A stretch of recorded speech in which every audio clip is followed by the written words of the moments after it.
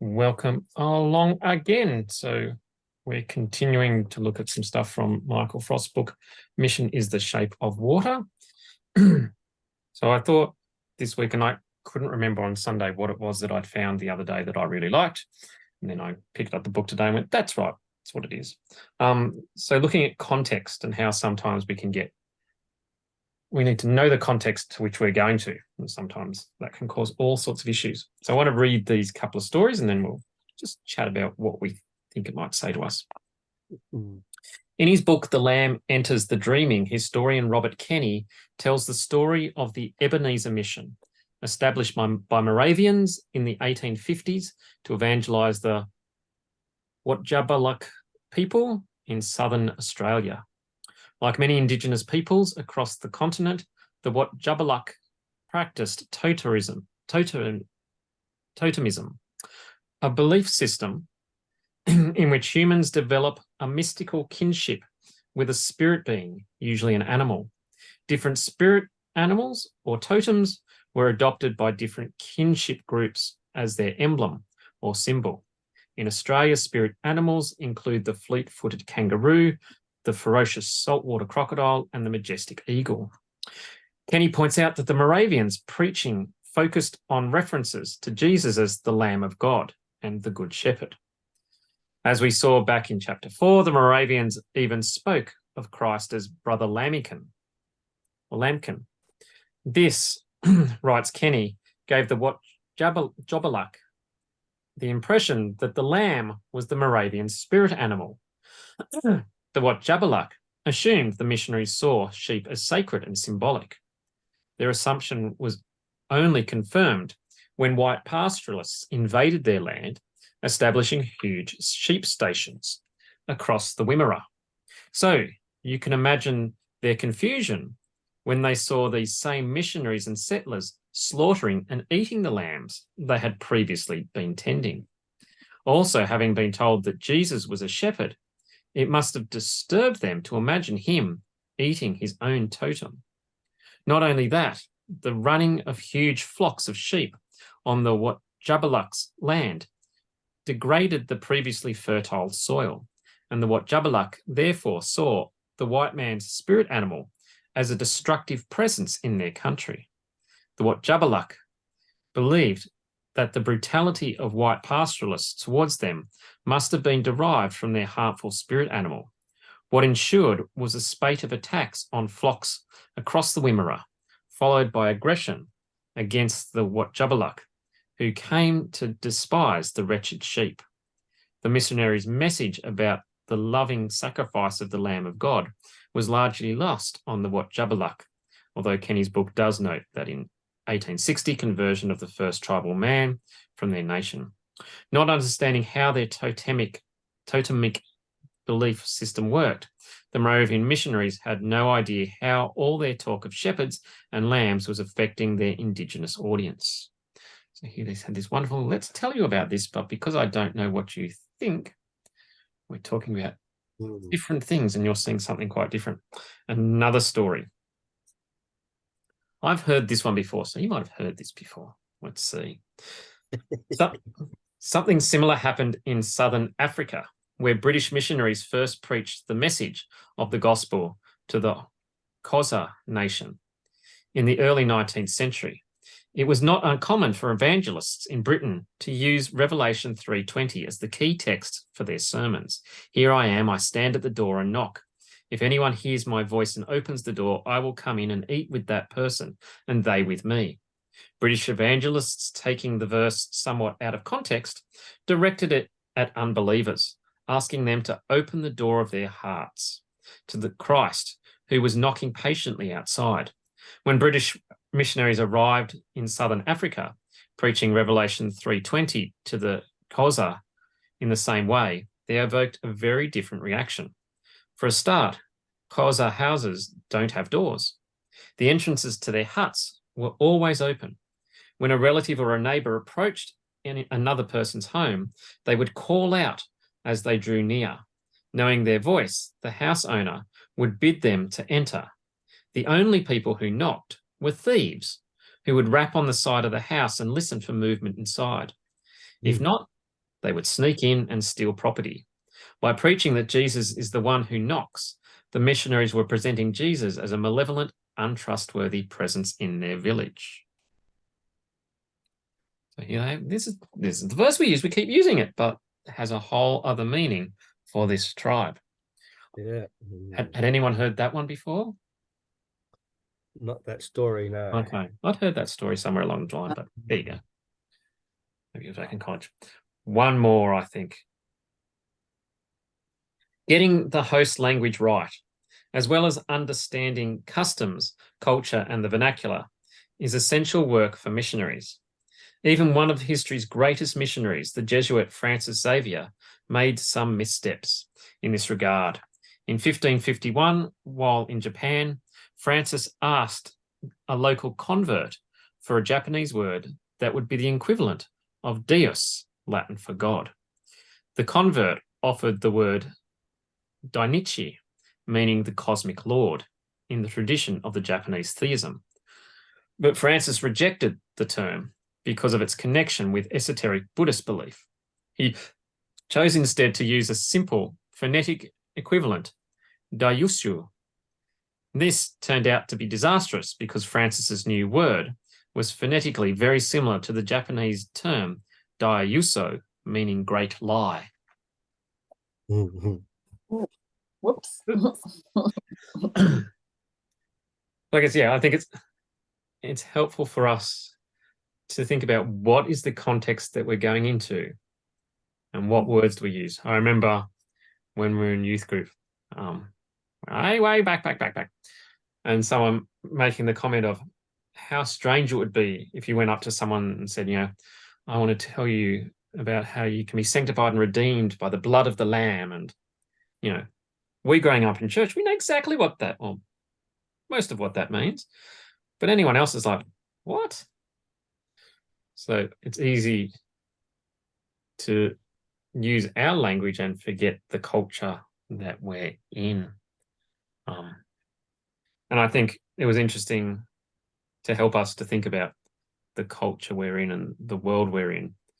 It was interesting, Sunday at the carols, and Kylie was talking to one of the, well, you can tell the story, Kylie, because it's your story. About the mum? No? Yeah. Just that she came along, and for the first time she's actually able to see how the story of Jesus and Christmas fits together, because she hadn't known it all as a story thing, just bits and pieces. Yeah. So that was interesting. Yes. So that's that good reminder of, we live thinking of a bygone day where, well, everyone knows the Christmas story. But here's someone who is a parent. And it's like, well, this is the first time I've really connected the Christmas story up. So yes, we've got to remind ourselves we're often at base level 1. We're not building on prior knowledge there. For many people that we'll meet, particularly within ministry with young people, there's possibly nothing. They've possibly, Jesus is that swear word you use and nothing else. So what do you think about those stories and the idea of language and culture?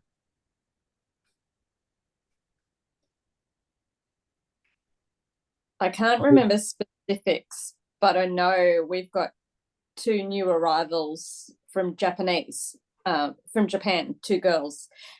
And whenever I'm teaching their class, not Christian-wise, obviously, but there are so many times I'll say something and they totally miss what we're saying because it's Australian colloquialism.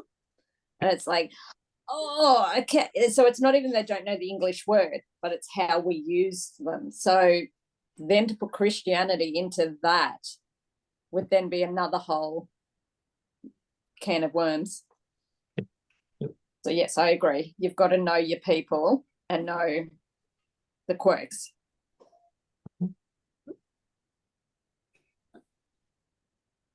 Yeah, there's been plenty of TV satires, if that's the right word, or at least comedies anyway, where that situation's come in, particularly whether it's fictitious aliens or things like that, where the meaning of the word is so different, or the way we intend that word to be understood is so different from the literal meaning. This is a good reminder that when we're just talking simple things, especially your story, Kylie, Christmas and Jesus are two different things. And you link them together. That baby may not necessarily be understood to be that person on the cross 30 years later, or 33 or whatever the number might be. And it's a cute story, and it's why we give presents. And of course, the drummer boy is so important in most of the stories. So it's a reminder that example, but the other ones that Richard gave too, just the very subtle or the opposite meaning. The thief is the one that knocks, and we can even relate to that in Australia. Yeah, your friend comes in the front door. The guy that's supposedly checking the place out is the one that knocks to see if someone's home. Your neighbour just comes in, and well, our neighbour does. Literally, and the lights on, expecting her just to front up during our Bible study in half an hour's time, as typically happens. So that's a good reminder of we can be completely misunderstood, or give the very wrong story if we just assume that what we're going to say is going to be understood and accepted the way it was intended, rather than have to start at grassroots again. And I think that's why it's really important that we're in discussion with people, not just preaching at them. Because if we're discussing, you see their face go, what? And you then, oh, hang on, how did you interpret what I just said? So if you've got a discussion, hopefully that's how you can overcome it, because you're not supposed to sit down and read up on every culture and know every backward behind the scenes thing. But if you chat. Yep. And we're not going to start our next conversation. What do your thieves do? What do your thieves do? What's bad words? What's the word for lie? What's the word? Yeah, and what's your spirit animal? Do you eat it or not? There's that old joke about we're the only country that eats their coat of arms. Coat of arms. Yeah. I don't. No, but certainly on many menus. Yes. Yeah. Were you thinking of Mork and Mindy, just to get off track? No, Third Rock. But Mork and Mindy, Third Rock is what I was thinking of. Mork and Mindy, absolutely. That's how they started off. The first many episodes were a total misunderstanding, yes. So you're right. I had seen Mork and Mindy recently, but the Third Rock, there's a few all the way through. What do you mean when they take it? Third Rock was very literal. Mork and Mindy was a lot of misunderstanding. Yep. Which happens, I guess, for many Caucasians, many English-speaking people when we're talking to them within the Bible, misunderstandings, or our incorrect interpretation and explanation when we're not really well trained in be aware of that situation. Don't teach them the wrong thing because it's easy. Teach them the right thing. Yes. Yeah. And I guess it's like, as you guys have been talking, it's not just, gospel type stuff, but there's a whole heap of other issues that we'll be talking with others, young people, whatever, that we might use language that's quite different. Like the one that's immediately in my head is, having gone through the whole Yes campaign recently and stuff like that, when we think about what we say when we own land and what Indigenous people mean when they say this is my land, it's radically different. And so, when Indigenous people say we want to be able to claim our land back, all of the Caucasians go, no, we don't want to have to give over our land we've paid money for. And the Indigenous people are thinking, we don't want your land you've paid money for. We just want to be able to be connected to the land like we have in the past. So yes, there's even that. And then I'm sure if my brain was functioning, there's a whole heap of other stuff that you would talk with young people about that it's like, okay, what do you mean by that? Oh, that's slightly different to what I mean by that. And of course, their language keeps changing. My father gets annoyed that, said a couple of years ago, oh, soon no one will be able to read Chaucer because they won't understand the words there. It's like, yeah, well, that's probably a good thing. But yeah, I don't have to embark on it before I pass away. Hey, good. But yes, that's the language keeps evolving and changing. That it drives him. Like, I remember being in a conversation with my dad, and his argument against same-gender marriages was that he wouldn't know if someone was talking about their partner, whether it was a man or a woman. And now he knows that if a man is talking, that he's talking about his wife, and if a woman is talking, he's talking about. But he wouldn't know whether it's like, that's your argument against this happening. When many people, well, I guess that part of his argument, people say, my partner, you don't know. The response there is, doesn't matter. That's right. Yeah. Mind you, that most of our friends refer to their partner as the husband or wife, even if he is a husband, the other one's a husband as well. So that's how they treat it. So we know when we're discussing, not that we had any concern there. Well, one of the bits that does tie me up, and it particularly came slightly off topic, when we're talking about first aid, and in first aid they say, oh, be aware of cultural differences. You don't do this, you don't do that. And I'm thinking, yes, that's really good, but as you said, Kyle, it's very hard to know every cultural difference. One really needs to expect also some understanding that if I do something in my culture, in my background, in where we are, that if it's different to theirs, need to understand that that's the case. For example, your comment about Indigenous referring to want their land back, what that really means. What we seem to get is white folk telling us there's a difference in meaning. What we probably need is the Aboriginals really explaining, or the Indigenous really explaining what it is to us. And that needs to be done 1,000 times, because I heard it once and then the next person heard it once. Yep. They got to keep saying to themselves. That would be far more helpful to getting that across, because yes, what's the other big word that was being thrown around during the referendum? We're talking about treaty, but that's not a big word. No, that's got cute letters. Wasn't reconciliation, but it was another word where, in our case, in Southside, Lynn was explaining the difference in meaning for it, and it may well have been along the lines of land ownership. Yep. But that sort of thing needs to come across, because we'll hear it once, and in our ignorance we'll fall back into our understanding of what that means. We need to do that change. The same as we can go for many years and still refer to Ayers Rock.